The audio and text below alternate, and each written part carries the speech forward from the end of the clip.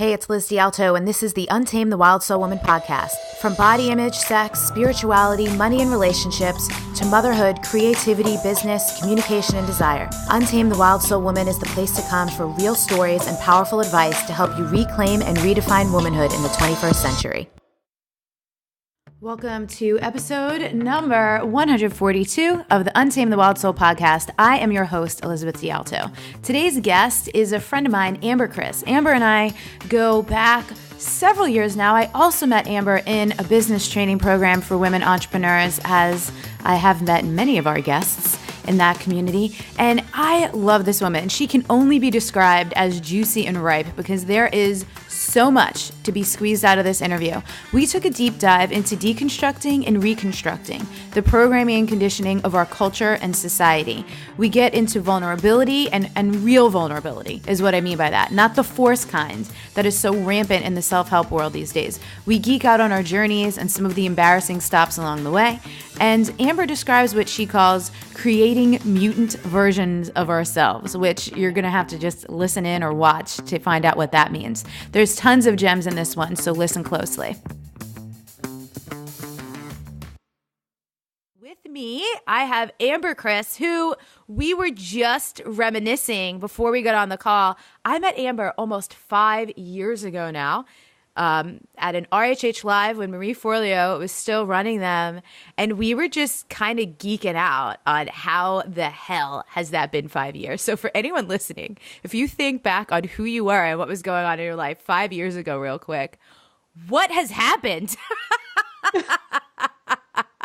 So you guys already know who Amber is and a bit about her and why she's special and exciting from listening to the intro. So we're just going to dive in with our first question, Amber. What do you love about being a woman? I love that you asked this question.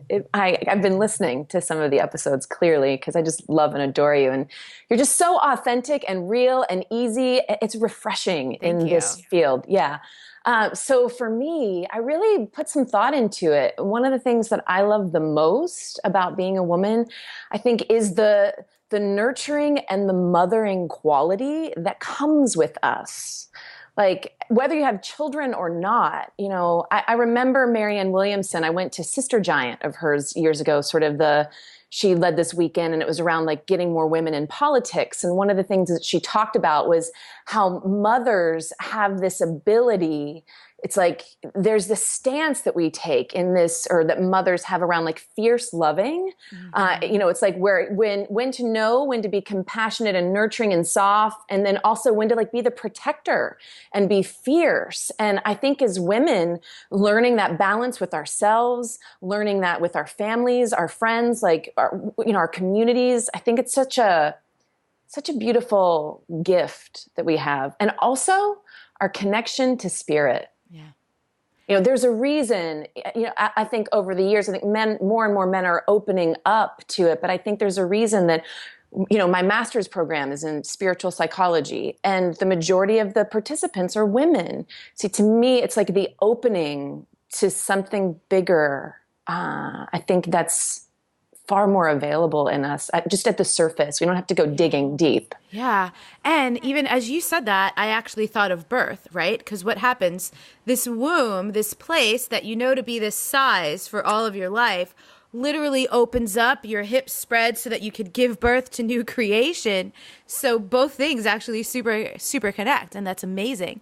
And I love the way you talk about mothering, because this is something people ask me a lot, like, oh, do you want kids? And at this point in time, I really don't. And I don't imagine I'll ever change my mind. But, I always reserve the right to change my mind. But people are like, God, you'd be an amazing mother. And I realize, while I don't have like children that I've given birth to, I have an army of children, for women who listen. Like, I get thank you messages on Mother's Day. Like, mothering happens in a lot of ways. Yep. And I think our culture, of course, it's an amazing thing that you've given birth to a child. But I think to honor the mother archetype and ability in all of us is a really important thing as well. Yeah. And even the ability to remother our own selves. Totally. I mean, that's really the key. God, and healing. I mean, come on. And even like some people don't have great moms, like some people do. And so like my mom is great. And I have had to do so much remothering. Yep. Fascinating. How does that relate? I'm super curious about your Santa Monica program. I've heard about this. I know a couple people who've gone the spiritual psychology route. What does that mean? What does that look like? Well, it's interesting too, because they're going through a transition right now at the moment. So it's the University of Santa Monica is the organization. And what I attended was a 2 years master's program. And for me, it's experiential learning. Mm-hmm. I think that's what really sets it apart from other master's programs. In fact, they've stopped doing a master's because the federal accreditation process would have made them add in way more hours of lecture, and that they just feel like the place and the point where we have the most ability to transform is in our experience. Yeah. So to me, the University of Santa Monica is about stepping into a different way of being. It's about what it taught me was how to be kinder and more loving to myself. Yeah. And you could ask 20 other grads and they would give you a completely different experience because it's all based on what we brought to it and what we needed. What I find unbelievable about what you just said is that you needed to get a master's to become more kind and loving to yourself. Right? And I don't mean that in a bad way. Like, damn, Amber, what was going on with you, girl? I don't mean it like that. I mean that, like, you literally needed a master's in that to get it, because that is how deep the programming and conditioning to the contrary runs. Yeah. No, it's the truth.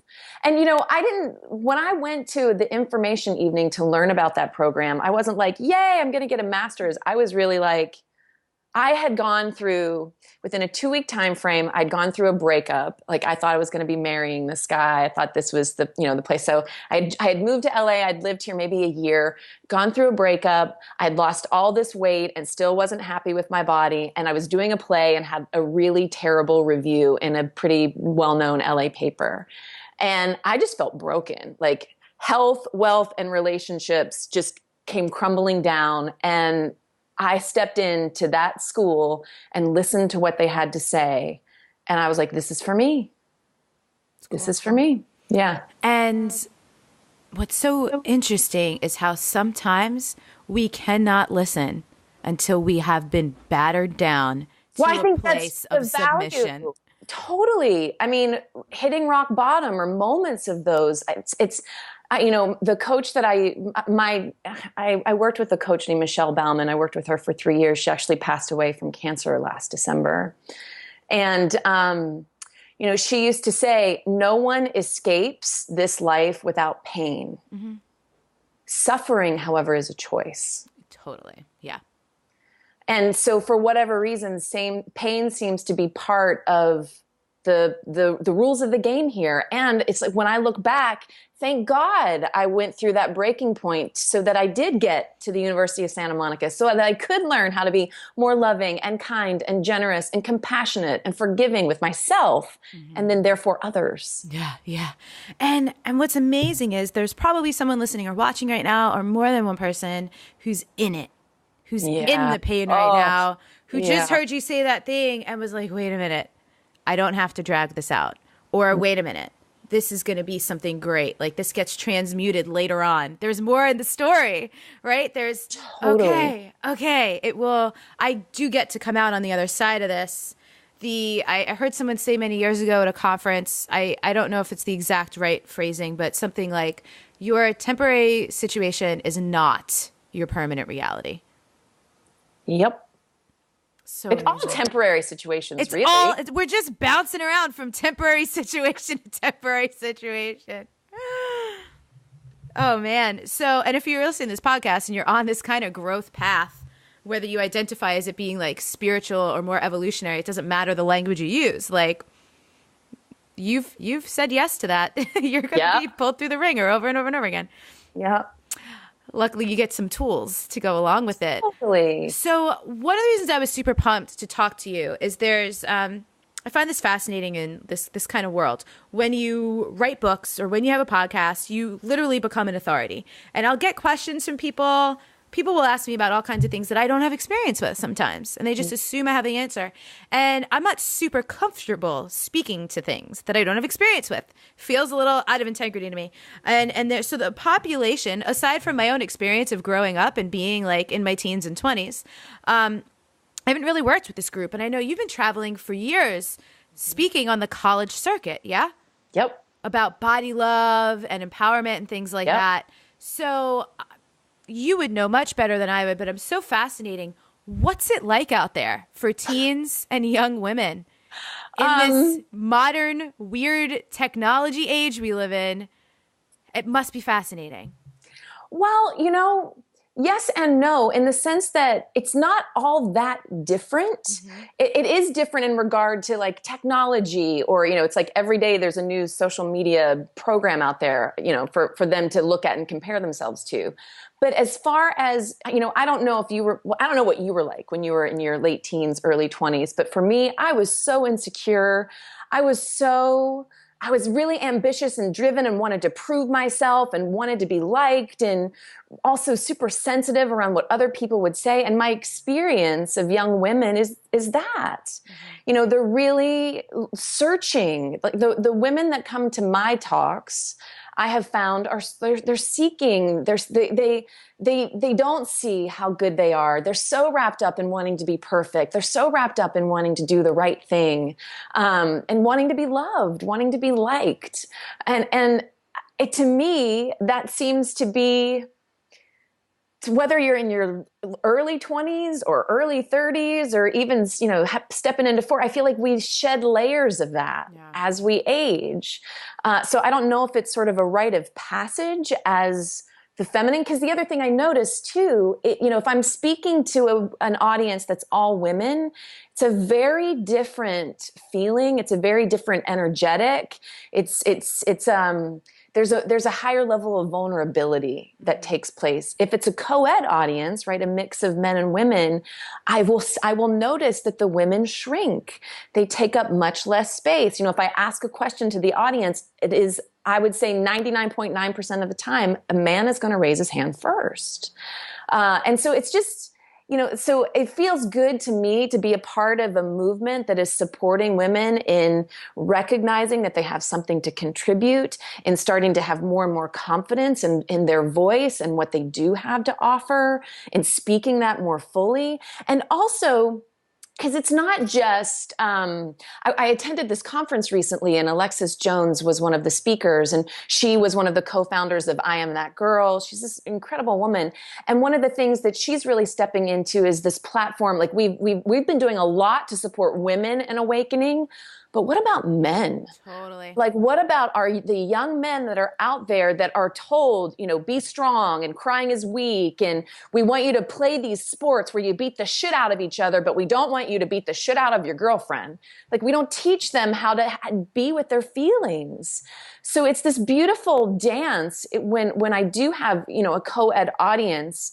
One of the gifts that I think I've been given is helping people drop into their heart, whether they're a man or a woman, and to have, I'll have men stand up and speak about their relationship with their bodies. And it's eye-opening for the women to hear that they struggle too. Yeah. Right. And then for the women to stand up and the men to really hear what goes on inside, so that there can be a new level of communication. Yeah.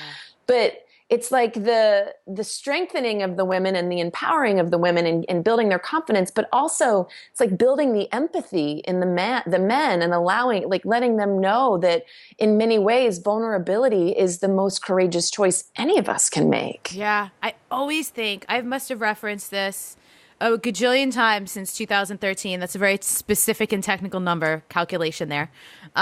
Probably people have heard me say this on the podcast before, but in Brene Brown's book, Daring Greatly, I just never forget the story of the man in the yellow sweater who attends the talk. All the research was about women, and he comes up to her after and says, "What about the men?" Yep. He's like, those women, who was like with a wife and 2 daughters, I think, those women back there would rather see me die on my white horse than know what's actually going on.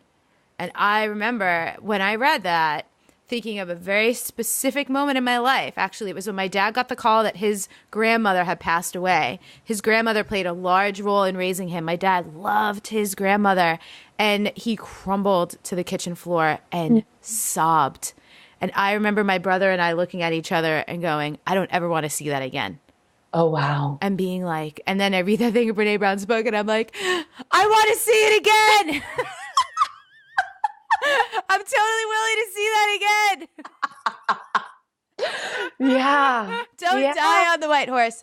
This has been a huge gift of mine, being with Michael, who does men's work, and to get to learn so much about men and the inner workings, because it's fascinating, right? Like the rise of feminism, great.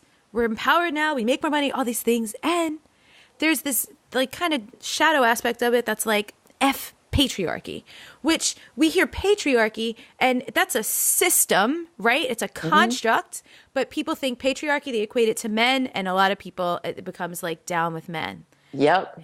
So I'm curious specifically about what are some of the types of things that men shared about their relationships to their own bodies that were most surprising to you? Well, it's not necessarily that it was surprising. I think what was surprising was their willingness to speak out and share those. Like one young man had a lot of acne, and so was really talking about that. You know, another guy was really short. You know, it's like, and in our culture, it's like the tall, dark, and handsome, right? Others were, it's like though when you don't fit the model of what the beauty standard, you know, whatever it is for this day and age, right? When you don't fit that, all the insecurities that come up from that. So it could be, you know, a heavier guy. It could be like a really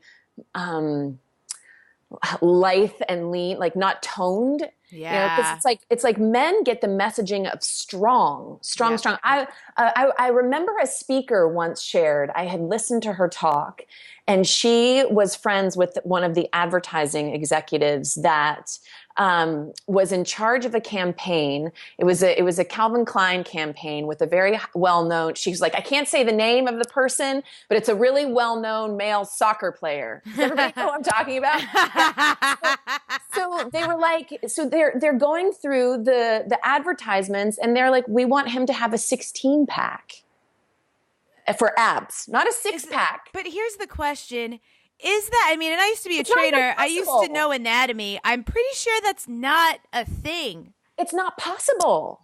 But it's like we have created, I love sci-fi movies. Like I'm all about like X-Men and Stranger Things on Netflix right now. OMG, so good. I literally never even heard of it till last weekend, and you might be the 7th person to mention it. So I guess I got to look it up now. So good.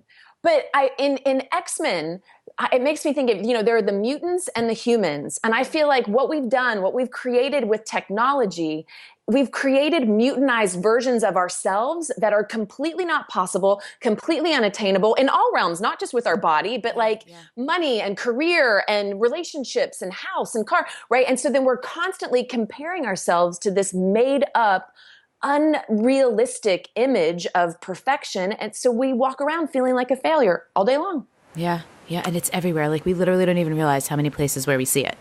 Nope. Yeah. Oh man. I was just spent a couple days with my coach at a retreat, and she was talking about the first time she went to Tibet, how I forget what was the home or where it was, but there were all of these in this sacred whatever it was, right at like eye view, and for like Tibet, so like probably a little bit lower than it would be here in the US, because in Tibet they're kind of short, but right at eye view there were mantras. There were sacred phrases, so you could be in and stay in the vibration of reverence and like totally. And I think that as a culture, and you know, I don't know where it comes from. If it comes from like the Great Depression and like really yearning to create something different and getting out of that place. But it's like the car is literally driving itself. You know, this stage, we've lost as I would say as a society, we have lost ourselves in the process. Yep. Ariana Huffington talks about this in her book Thrive. Like, I think the most important thing we can do is come back home to, creating the space for the quiet, creating the space to connect with the small, still voice within, or a higher power, or even if it's just 5 minutes of meditation a day, that's all you got.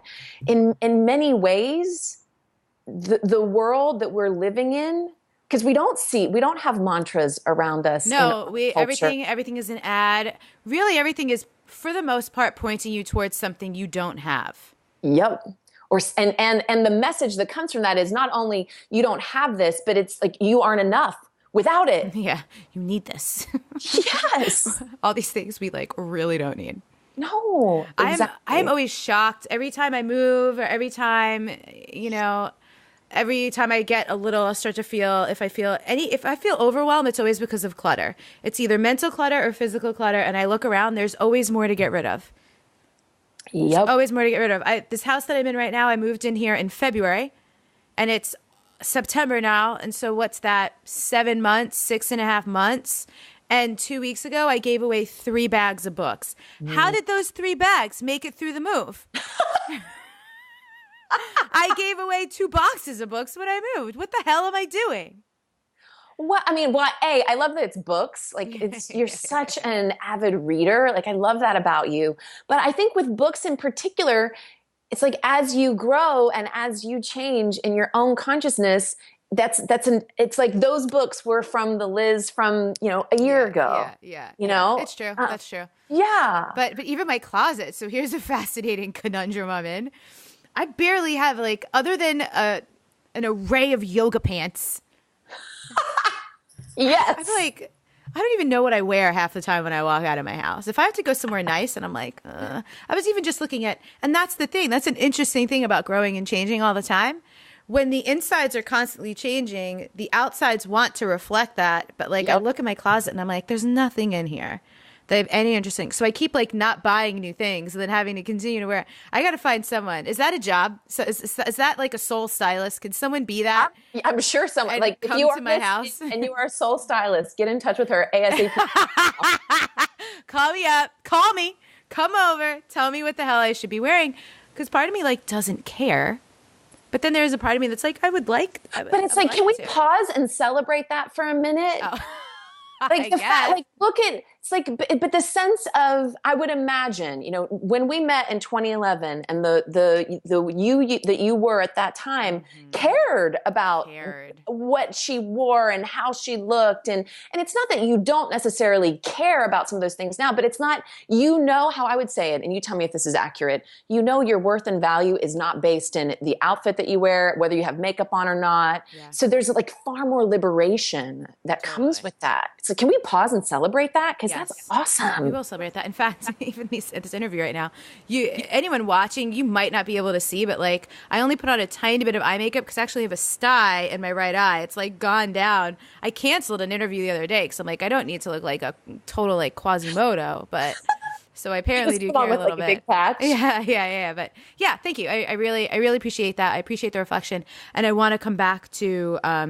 I just want people to really let that sink in. And this isn't so you could be a victim. This isn't to validate that the struggle is real, because you all know I don't believe in that.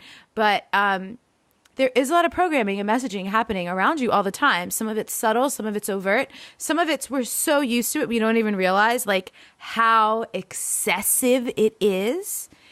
And you get to be vigilant about not letting it in anymore and about undoing it.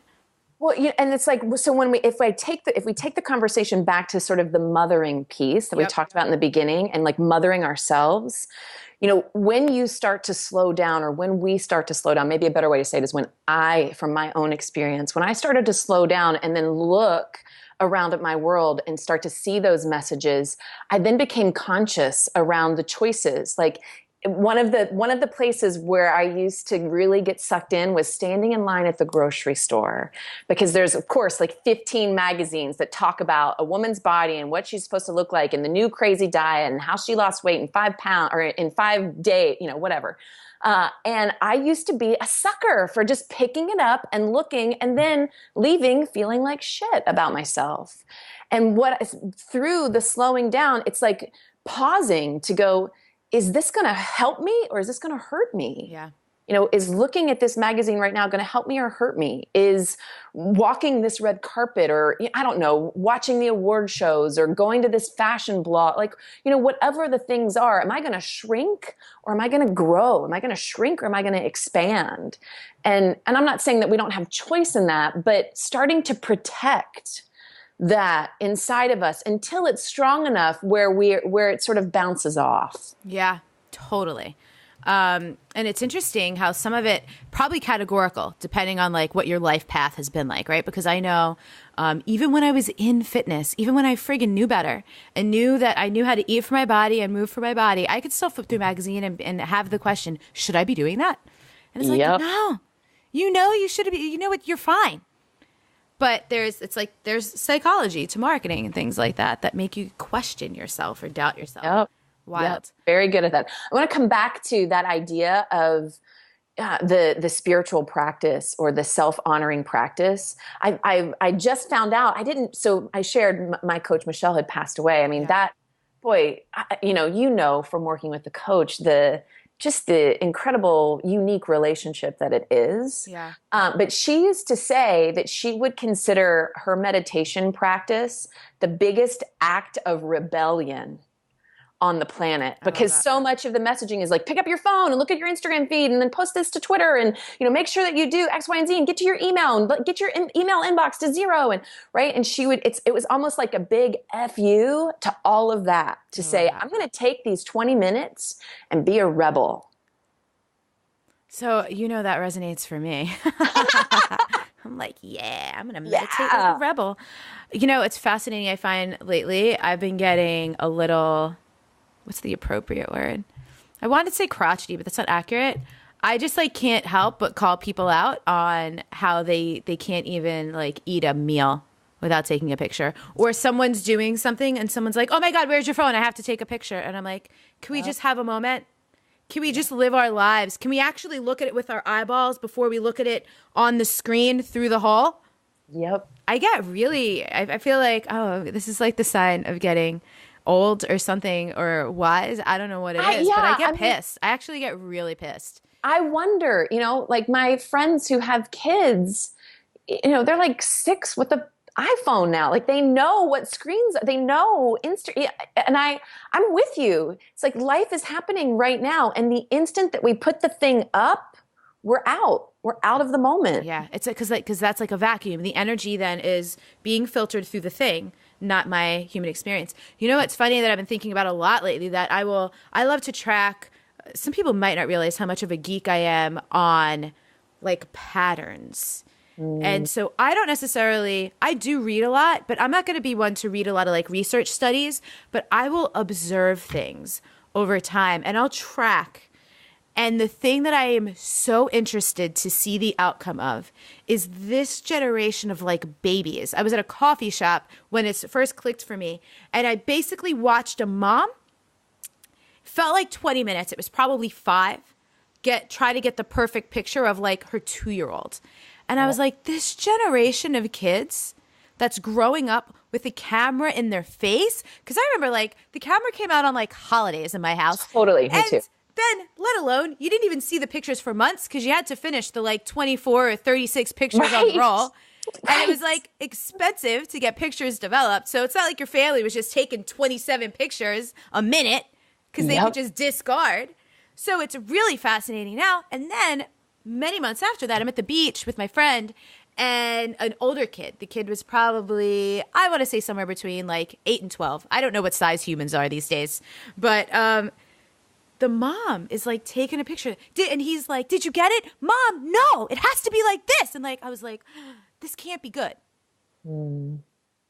Yeah. I don't know if it's good or bad. It's part of, it's one of the tenets of spiritual psychology is that, Earth is a school for learning and growth. Mm-hmm. And what shows up for us, if we choose, we can use it for our own growth and upliftment. So it's maybe that's something that it must be something that we as a human race need to deal with for our own growth and evolution to get to the next level of, I don't know, whatever that is. Yeah, right.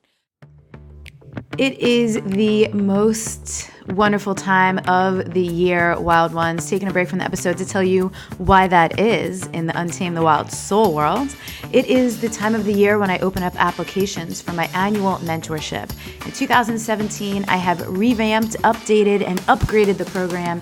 It's going to be a 9-month mentorship called Emerge. This is all about daring to be different. It's a very integrative mentorship. It's for those of you who have been studying, reading the books, listening to this podcast and others. You have gathered and you have collected so much information. Maybe the concepts have landed, but your behaviors haven't actually changed all that much, right? Like you're still reacting and responding to things similarly. There's still a lot of room for you to integrate all the things that you're learning and consuming all the time.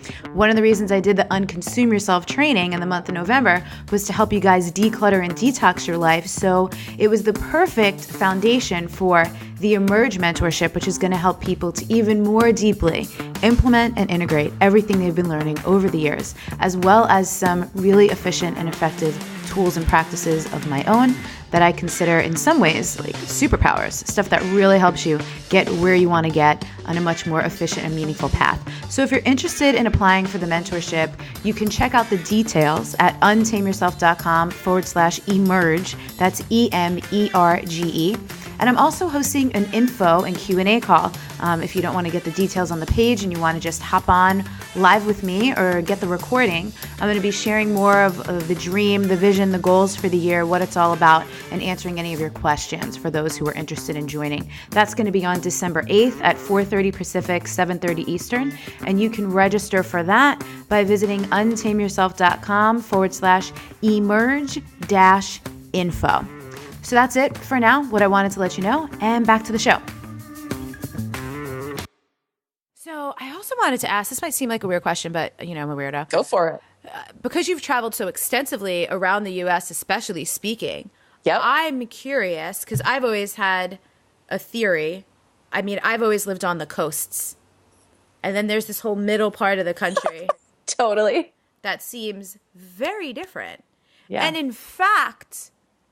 So one of my hypotheses is that some places are probably like a simpler life with actually where people don't, I don't know if it's have as many choices, but aren't like as concerned with as many choices, right? Like the type of like small town places where people grow up, they stay there, they don't leave. I know some people like make that wrong or bad and think it's like myopic, but it's like actually they might be like friggin' blissed out because it's all they've ever known and all they've ever wanted, instead of the wanderlust people over here who are like, I must do this, and like needing to attain all these things. Any just insights or stuff to share about like the various places and how is the culture expressed in these different pockets, I guess is the question. Yeah, it's a great question, and I do think there's accuracy in it. Like if I, and even the difference in the coasts, right? If I'm speaking at, I don't know, like Loyola Marymount or USC in California, I'm going to be the woo-woo language. I can use more of it in a talk, right? I'm not going to be doing that in New York. No. Right? So just knowing that in advance, and then. As far as the happiness factor, or I sort of like to think of it as more of the awakening factor. Okay. Does that make sense? Yeah. So I would say on the coast, there's a higher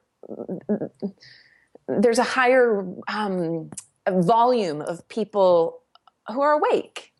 And I think across the middle states, it's not that it's bad and it's not that they don't exist, but the communities of people, it's like New York and LA, or, between the coasts, are like a full popped bag of popcorn. Yeah.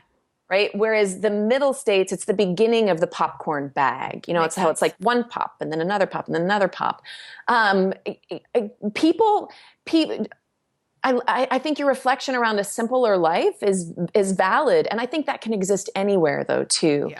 I don't know if it depends, if it relates to the happiness factor or not. Like, I grew up in West Virginia. There are a lot of miserable people in West Virginia.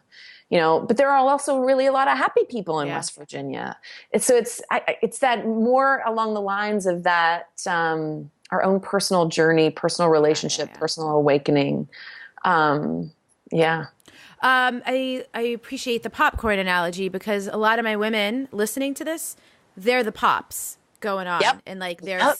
there's small And the town pops somewhere. are so important. So It's like important. you get to shine that light and be that light and help the other people who are ready to start popping are going to come.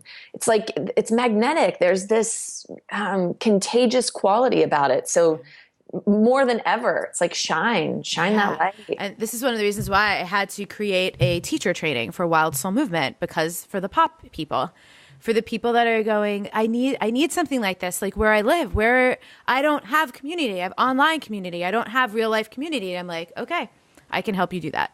Yeah. We'll just train teachers, and we'll train them, and we'll train them, and we'll train them until they're everywhere. Congratulations. I love that you're doing that. Thanks. I'm excited. It's super selfish because I don't want to travel that much. But again, for the popping people who like want it like in real life, like of course it's just like the next evolution of things always comes up and happens, and it makes sense. So cool. I love that. And if anyone's listening, by the way, we're not knocking your small town somewhere in the middle of the United States or wherever you are. Like whatever needs to happen is happening, and it's great. But I love the way you framed it, because whereas people might have been having a disempowering experience of being like, man, there's nobody around here like me. Like, you know what? You are the one, friends. Like you can make a difference. And what I find, and kind of like to go back to what you were mentioning about your talks, all it takes is one person to speak a little more truth. It doesn't have to be, you don't have to like vomit everything and share your whole life for everyone. Like that's oversharing. But it just takes one person to share a little bit, and for someone else to be like, oh, me too. Or, oh, I'm also curious about that. But also with the understanding that people might be afraid, or it might not be as culturally, like, especially in places where maybe there's like more religion or, whatever is the structure that kind of dictates the common belief system, or the acceptable, right, belief system. It might be a little rebellious, so just take your time. Yeah. We all pop in our own time, and again, like if I just love the idea that Earth is a school. Yeah. Right. And so if we think of it like that, we each individually have our own curriculum. And so my curriculum, I grew up in a single parent environment in West Virginia with an alcoholic father, and I pursued musical theater and moved to New York and pounded the pavement, and then became a life coach in Los Angeles. Like, it's like this crazy journey, but the curriculum around healing my relationship with my body, healing my relationship with money. I would say one of the biggest that I'm working with currently in my life is healing the story of not belonging. Mm-hmm. And we all have our own unique curriculum, and the players in our lives, whether you love your mom or hate your mom, whether you love your dad or hate your dad, whether your grandparents are raising you, whether, it's like whatever is going on in your world. See, this is like, this gets to be a more challenging conversation sometimes, but if this is part of what came out of the University of Santa Monica, living inside of a spiritual context. It's like I live inside of a spiritual context in my life. And so therefore, it makes more sense to me when I look out at the world, at some of the things that are wrong. Yes. To be able to put that in a way of like, okay, did I love that Michelle, my coach, died? No. Was it really challenging moving through that and going through the grief of that? Yes. Do I still miss her now? And I also watched a woman who had a diagnosis of cancer. She had 2 boys. She was married, but I watched her use that diagnosis for her own spiritual evolution. It's like, wow. So part of me takes comfort in this idea that if this is what the reality is at the moment, how is it for me? How is it helping me? What do I need to learn through this? For me, that is, I'm not saying it's easy. I'm not saying it's necessarily an easy thing, but boy, that has helped me in my life. Well, and like the alternative of just like shaking your fist at the world. Right. And being angry and then bitter and resentful. I might as well take the path where I get to learn stuff along the way. Yeah. Yeah, that's so fascinating. I'm curious if you feel like sharing. How did she do that? How did Michelle do that? Yeah. How did she like make it for her own? Go ahead. Sorry, I find, again, things that I observe, right? And this is where like Facebook is actually an incredible petri dish for the way I like to live life. It's really interesting to see how people treat injury, illness, tragedy, trauma, how they share about it, the attitude they take, what they make it mean, the way that they ask for help or put themselves out there or like literally beg for help or share pictures. Like it's I read this amazing article recently by Mark Manson. We'll put it in the show notes. It was something like, is it just me or is the whole world going crazy? And basically the moral of the story was the planet is actually not getting worse. We just have cameras now. Yeah. We just have this instant and constant feedback loop where if something tragic happens somewhere, you can actually see it in a way that is no longer being filtered through a news network. Someone's just posting the raw video. It's not being edited. Yep. And so we have access to much more horrific information, unfiltered horrific information than we used to. Yep. And so it's really easy to perceive that everything's getting worse, but it's not getting worse. You're just having more and constant access to what's really going on. Yeah. I feel like I'm just spouting the University of Santa Monica. Great. Maybe that's annoying. But one of the things that they talk about there is how you relate to the issue is the issue. Yeah. Oh, God. Say it again. How you relate to the issue is the issue. More importantly, how you relate to yourself as you go through the issue is the issue. So if we use, if someone's looking at the Facebook feeds and thinking the world is a worse place, and it's like that's one way to look at it and one way to relate to it. There's also other ways to look at it and other ways to relate to it. And part of it too, even deeper cut, is like, if that's what you are seeing out there, where is it playing out inside of your own consciousness? Totally. Yeah. Yeah. Right. Because I think it's easy to feel helpless and hopeless.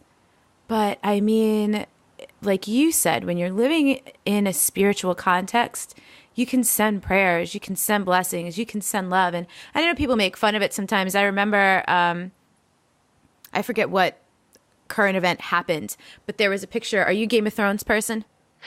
I haven't yet. I watched the first episode and I was like, I hate how they treat women. I don't know if I can get past this. And then I just stopped. Well, if you can make it through to season 6, what's the rise of the feminine as a dialogue through the storytelling is actually I was crying this past season. I was like, I love the messaging.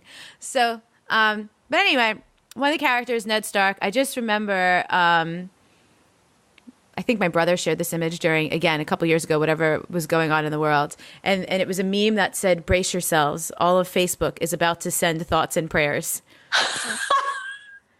That's like sarcastic, but you know what? I'd rather people be vibing out thoughts and prayers when stuff's going on. Yep. I mean, if there's more you can do it. Like, I think it's interesting when like something happens and then everyone like covers their Facebook picture with like a Paris flag or flag France. My friend sent me another meme, hilarious thing that is, it was a picture of, I don't even know the character because I was never really into The Simpsons, but like some little kid. I feel like maybe his name was like Ralph or something. And it said, it had like the Paris flag over Ralph's face and it says, I'm helping. Basically to kind of social commentary on, you're not actually doing anything. You're not actually helping the problem. But like, it's a gray area, but I agree with you because I do think that sending, I do think that thoughts and prayers are important. I do think they are helping. I do think they matter. And are there ways in which that we can do more? Yeah. If you feel called to, if you feel inspired to, one of the ways, and this is going to sound, who knows, this sounds selfish, but I think one of the best ways that we can contribute is cleaning up our own stuff that goes on inside of us. Well, it's what you just said, right? It's how you relate to the issue is the issue, how you relate to yourself during the issue. So this is a fascinating thread to pull. During the most recent shootings, police shootings of Black men, it was fascinating to see. I'm not a person who's ever going to use my platform or my voice to say something just to say something. I'm not going to say something until I have a clearly formed opinion that is in integrity with what I actually believe. And I didn't have facts or information. I had to do research. It was like a couple days. I was doing my thing. I was sitting back. I was observing. I was watching the dialogues. And then finally I was ready to say something. But it was interesting how many people wanted to speak out against spiritual leaders, coaches, people, and be like, you should be using your voice. But it's like, here's how this connects to this whole conversation we're having. Are you posting the picture of the flag or the thing and we are Orlando because you actually feel that, or because you think you're supposed to, or because everyone else is doing it and you would feel like a jerk if you didn't? Right? Like, what's the real truth and what's the real contribution you're making with your thoughts and your prayers, or with your intention, or with your messaging? It's interesting. And are you speaking up just because you think you should, or do you actually have something worthwhile to say? Are you jumping into a conversation and watching? I don't really watch, but even with this election, people going on about Trump and Hillary, but do you have facts? Because I think people love to trumpet. They're filling in all kinds of blanks with assumptions and not always facts. See, like, yeah, I mean, I agree with you. And I think humans are judgment machines. Yeah, I say that all the time. That's what we do. Yeah. Right. And it's much easier to put the blame out there than to start to look at where it doesn't have to be the same exact thing. Right. But it's like for just a example's sake, you know, let's say we look out there and we're like, oh my God, that person is so disrespectful. Right. Like they don't get to treat me like that. Who do they think they are? Yeah. And I'm not saying that there may not be some accuracy inside of the exchange, but the upset that goes on inside is really the opportunity for us, right? So then it starts to go, okay, wait, where might I be disrespecting myself? Yeah. And maybe that's in a totally different area. Maybe that's, you know, maybe the person that you were upset with is the boyfriend or a girlfriend, but the upset and the disrespect is really going on in how you're showing up at work. Like how you're disrespecting yourself by being boundaryless and working all the time. Like, I don't know. These are just examples. But that saying, you spot it, you got it, is the truth, good or bad. Right. So and trust me, I was steeped in victim mindset for a very long time in my life. Blame, blame, blame, blame, blame, blame, blame. It is so much easier. It's so much easier. It's easier. I read this thing recently. There's a woman named Kelly Deals who I'll probably have on the podcast eventually. Have you ever heard of her? No. She's a really interesting platform. Again, I haven't dug super deep, but her thing is all about how to sell to women without selling them out. So sometimes the very messages of empowerment out there are actually still compliant with patriarchy in getting people on board with it, which is almost like kind of negates itself. So, but she posted something on Facebook the other day about victim mindset, and it gave me an opportunity to see a distinction, which is, I think true victim mentality says, I can't because... But it's not victim mentality to acknowledge the reality of the situation and say, even though, fill in whatever is the circumstance, I'm totally going to blank anyway. So I think some people want to like la positive affirmation and like almost like pretends that the real shit isn't happening. Yeah, no, we can't do that. That's negligent. But it's not victim mentality to go, hey, this is the real thing that's happening right now, and I'm going to do this thing anyway. Yep. But the minute you go, I can't because. Yep. Then that. Or it's your fault, or you're responsible for the upset that's going on. Like, honestly, this goes back to the beginning of our conversation. When I walked in the University of Santa Monica and sat down, one of the first things they talk about is they put up on the board, I'm upset because ... So many humans live in, I'm upset because that person got promoted and I didn't. I'm upset because he broke up with me. I'm upset because I don't look like, I don't know, Jennifer Aniston, whoever, whatever, right? I'm upset because something out there. I'm upset because they didn't apologize. So it's almost like we're expecting something from the outside world to change in order to feel good. Where the point of power is within our response. It's within the upset. I'm upset. Whoa. It's like, let's slow that down. Like, it's all about taking responsibility for what goes on inside of us. Yeah. And that is not an easy pill to swallow. Like, in many ways, it is a tall order, and it is the most liberating, freeing choice we can make, because then we get to really co-create and be an author in our lives. Totally. I like the way you said that too. Be an author in our lives. Yeah. You get to write the story. Totally. When we're in victim consciousness, we can't. Yeah. Yeah. And I've been having something I've been studying recently is trauma, because there are certainly times when it's literally not about being a victim. Like, you actually aren't in choice. You're in like nervous system takeover, and the choices aren't available to you. So if you're someone listening, we're not talking about that. We're talking about when nervous system is clean and clear, brain is functioning the way it should. Like, there's nothing like traumatically taking over your system, and you do have options and you do have choices. So, super cool. So Amber, God, so fun. I can continue to geek out for you. I know. Sometimes I wonder, I'm like, can I do those like Tim Ferriss, like 2.5, 3 hour podcast episodes? Because sometimes I just really want to. But we try to keep it, an hour or less around here. I want to ask, I've been saying this lately. Untame is like a big word. It could be an intimidating word for people, but ultimately it just means coming back to your true nature. So is there anything I didn't ask you, or anything you want to share around that, like coming home to your true nature, or just like honoring your true nature as it develops, that you'd love to wrap up the interview on? We touched on it, but I would say it's really in the slowing down. My life has improved and gotten so much. It's like, no matter where you are, no matter what's happening, there is beauty in your life. Are you seeing it? And that requires us to be present. There's an awesome book called Slowing Down to the Speed of Life. Have you ever read it? No, but what a cool title. It's really good. Changed my life. So I just want to be a voice for the slowing down. I will. And not just like the white space on the calendar, but more of like the monster hamster wheel inside of like, I got to get it done. I got to do it. I got to make it happen. Right. It's like, slowing down to see and breathe. I had to move to California to even know that was a thing. Totally. And thank God. Yeah. Super cool. Thank you so much. This is so useful, so valuable, so many great insights. Thank you for sharing.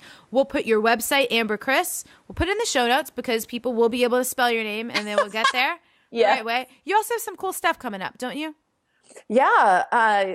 I'm doing, I don't know when you're going to launch this, but at this point I should have my rebrand up. So what I'm stepping into is something called Fierce Loving of Your Body, Business, and Life. And so it's just really about taking that mothering aspect and starting to apply it. It's like, how different would your life be if you fiercely loved your body, if you fiercely loved your relationship, if you fiercely loved your life? So there's lots of stuff there. That sounds good. The word fierce, I love so much, because it really kind of brings us to, again, we could have a whole other interview. We get lazy. We're lazy. We're lazy with our love. We're lazy with our discipline, our habits, our self-care, all the things. And fierce implies no laziness. Yep. No, you gotta get I always think Beyonce. I'm like, oh, it's time to channel my inner Beyonce. Bring her into the situation. Cool. Thank you so much. We will see you later. Everyone else, if you want more Amber in your life, check the links in the show notes. And as always, come on into the Facebook group, untameyourself.com/Facebook. If you want to geek out on why you loved this episode, or why you didn't, I love talking about that too. But all right, we don't need agreement. We are just looking to help the people who are on board. Thank you so much. We'll see you later. Bye. Bye. I mean, I come from I grew up in what you'd call the projects, like in council houses. We've never owned our own home. I was the first person in my family to do so. And I've never had any financial help, because there was no financial help to be given. So I grew up in a real poverty environment. And yet I have been fortunate enough to have earned really pretty decent money since I was 21. And as a result of that, every single relationship I have ever been in, apart from for 2 years when I was dating a world champion boxer. When he was at his peak, I earned more money than my partner every single time, always, without fail. And now that's become even more, because the more successful I become, that gap is now bigger and bigger and bigger. And so it takes a very particular type of guy who's going to be able to handle that.